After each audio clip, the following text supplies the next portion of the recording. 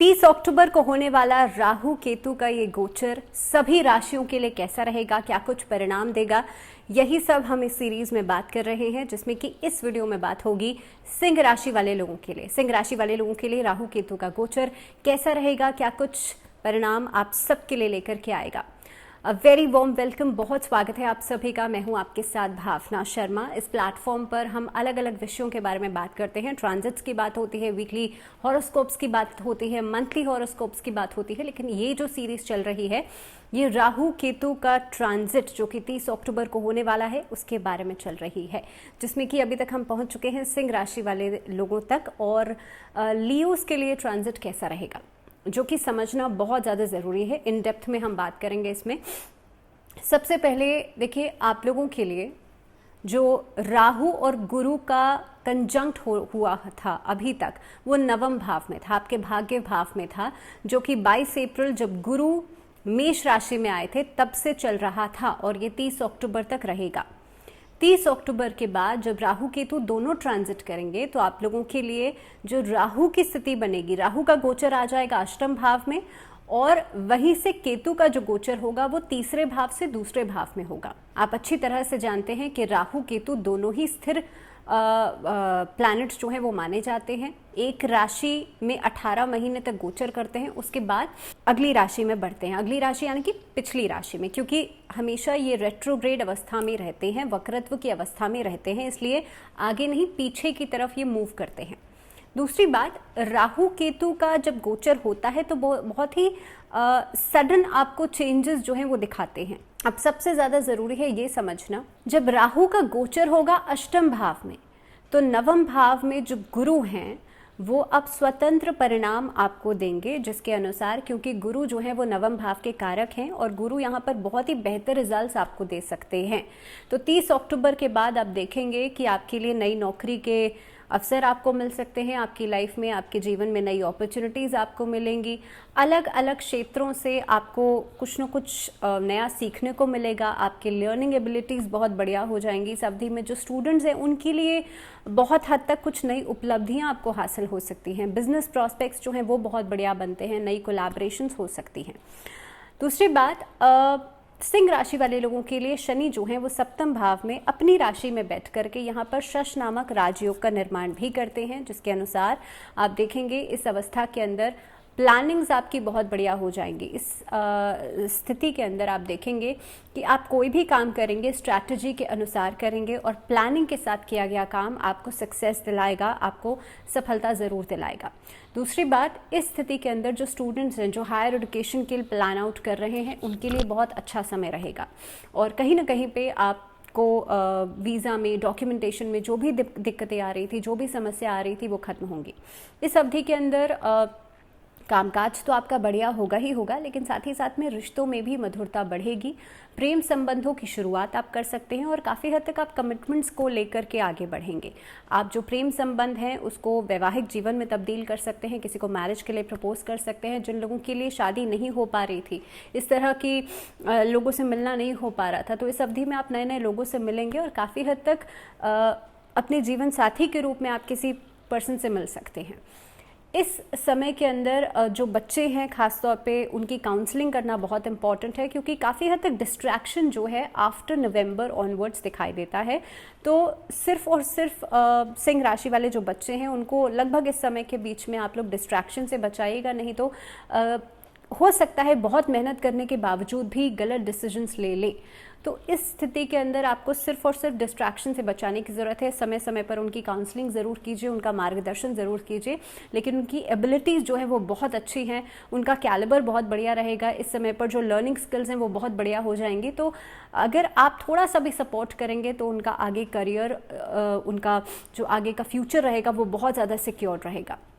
अब हम राहु की दृष्टि की बात कर लें तो देखिए, राहु यहाँ पर बैठ करके पंचम दृष्टि से अगर देख रहे हैं तो इस अवधि के अंदर आप देखेंगे बाहर की कंट्री से गेन्स हो सकते हैं। खास तौर पर जो ओवरसीज ट्रेडिंग करते हैं ऐसे लोगों के लिए समय बहुत बढ़िया रहेगा। देखिए, अष्टम भाव में बैठ करके ना राहु मिले जुले परिणाम देते हैं और काफ़ी हद तक, क्योंकि अष्टम भाव जो होता है वो अकस्मात सिचुएशंस का होता है, सडन कुछ भी आपके जीवन में हो सकता है, या तो सडन लॉसेस होंगे या सडन गेन्स हो सकते हैं। तो ऐसा नहीं है कि सब कुछ नेगेटिव ही होगा या सब कुछ नेगेटिव ही होता है जब राहु अष्टम भाव में आते हैं या केतु दूसरे भाव में आते हैं। पॉजिटिव क्या हो सकता है, सबसे पहले इसके बारे में बात करते हैं ताकि आप थोड़ा सा मोटिवेटेड रहें।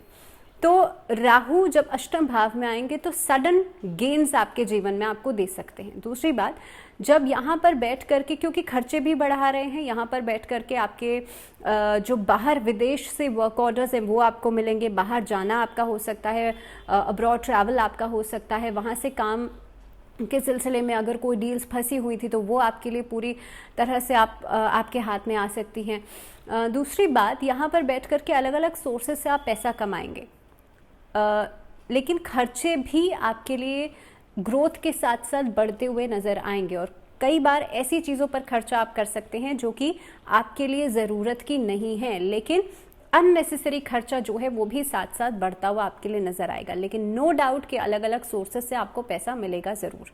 दूसरी बात, शिक्षा के क्षेत्र में अभी तक जो भी व्यवधान आ रहे थे, जो भी समस्याएं आ रही थी वो खत्म होंगी और यहाँ से आपको गेन्स होना शुरू हो जाएंगे। आपके मेंटोर्स आपको सपोर्ट करेंगे, आपको काफ़ी हद तक आपके पेरेंट्स की तरफ से सपोर्ट मिलेगा और डिसीजन मेकिंग जो है वो स्ट्रांग हो जाएगी। लेकिन जैसे मैंने बीच में कहा था कि भाई डिस्ट्रैक्शन जो है वो रहेगी, क्योंकि राहु कन्फ्यूजन भी क्रिएट करते हैं, तो इसीलिए डिस्ट्रैक्शन से बचेगा, बिना वजह की ओवर थिंकिंग से बचेगा, बहुत ज़्यादा स्ट्रेस लेने से बचेगा, क्योंकि जब स्ट्रेस होगा तो ऐसी स्थिति के अंदर आप अपना पूरी तरह से 100% एफर्ट नहीं दे पाएंगे।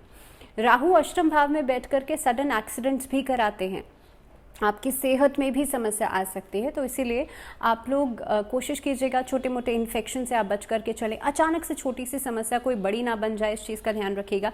सेल्फ मेडिकेशन नहीं कीजिएगा। गाड़ी चला रहे हैं आप, कहीं पर ट्रैवल कर रहे हैं तो ट्रैवल करते दौरान अपनी सेहत का, अपने छोटी मोटी चोट आदि नहीं लगे, इस चीज़ का ध्यान रखिएगा। तो इस तरह की चीज़ों से आपको ज़्यादा सतर्क रहने की ज़रूरत है।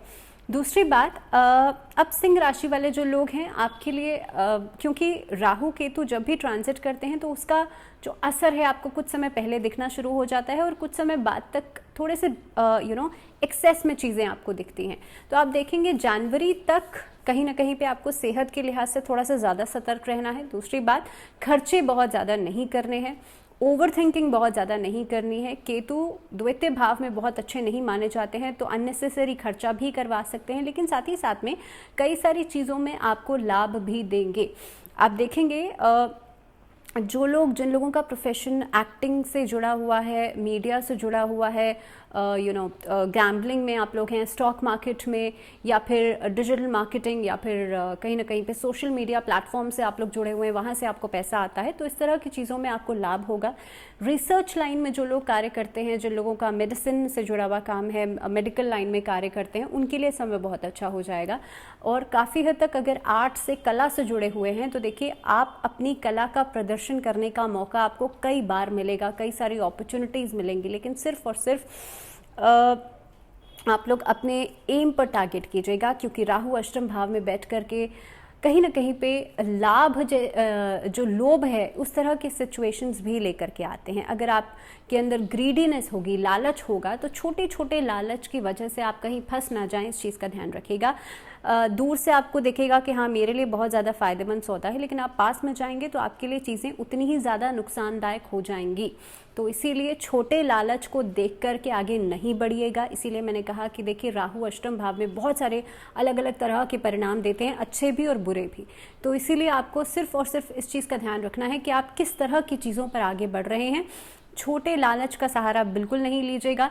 और सबसे इम्पॉर्टेंट बात कि जब आप स्पिरिचुअलिज्म से जुड़ेंगे, जब आप अध्यात्म की दुनिया से जुड़ेंगे, क्योंकि यहाँ पर जब आप अध्यात्म से जुड़ जाएंगे तो आपका बृहस्पति और ज़्यादा एक्टिवेट हो जाएगा, आपका जो गुरु है वो और एक्टिवेट हो जाएगा, क्योंकि और ख़ास तौर पे गुरु जब एक्टिवेट होगा तो वो नवम भाव को और ज़्यादा एक्टिवेट करेगा, आपके भाग्य को और ज़्यादा बेहतर करेगा। और भाग्य जब बेहतर होगा तो कहीं ना कहीं पे आपके लिए, आपके जीवन में हर चीज़ सरल होती चली जाएगी। आपको बहुत ज़्यादा मेहनत नहीं करनी पड़ेगी, आपको काफ़ी हद तक आप जितनी एफर्ट करेंगे, जितना आप हार्डवर्क करेंगे, उसके अकॉर्डिंगली ही आपको रिजल्ट्स मिलेंगे, काम में डिलेज नहीं होंगे।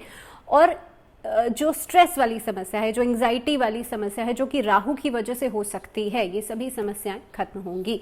और काफ़ी हद तक देखिए खर्चा तो बढ़ेगा, जिस तरह से मैंने कहा राहु केतु की स्थिति को देखते हुए, तो काफ़ी हद तक आपके इनकम सोर्सेज भी बढ़ेंगी। क्योंकि गुरु एक्टिवेटेड हो जाएंगे। तो अब आपको करना सिर्फ इतना है कि देखिए, भगवान विष्णु की उपासना आप नियमित रूप से कीजिएगा इस स्थिति के दौरान, इस समय के दौरान, और कोशिश ये कीजिएगा कि आप लोग विष्णु सहस्त्र नाम का पाठ ज़रूर करें। अगर आप इस पाठ को नहीं कर सकते, क्योंकि पूरा संस्कृत में होता है, विष्णु भगवान के 1000 नामों की वली है ये, और तो आप सिर्फ सुन लीजिए ऑडियो फॉर्म में। दूसरी चीज़, भगवान विष्णु के समक्ष एक गाय की घी का दीपक ज़रूर जलाएं। बृहस्पतिवार के दिन, गुरुवार के दिन तुलसी के पौधे में एक दीपक ज़रूर जलाएं और तुलसी की परिक्रमा ज़रूर करें। तुलसी का एक पत्र शालिग्राम जी पर ज़रूर अर्पित करें और कोशिश करें ओम नमो भगवते वासुदेवाय, इस मंत्र का जाप आप ज़रूर करें। और इसी के साथ सिंह राशि वाले लोगों के लिए फ़िलहाल इस वीडियो में इतना ही। अगली वीडियो में हम बात करेंगे कन्या राशि वाले लोगों के बारे में और जानेंगे कि कन्या राशि वाले लोगों के लिए राहु केतु का ये ट्रांजिट, ये गोचर कैसा रहेगा। लेकिन तब तक के लिए अपना ध्यान रखिए ढेर सारा। फिलहाल दीजिए इजाज़त और जुड़े रहिए चैनल के साथ। नमस्कार।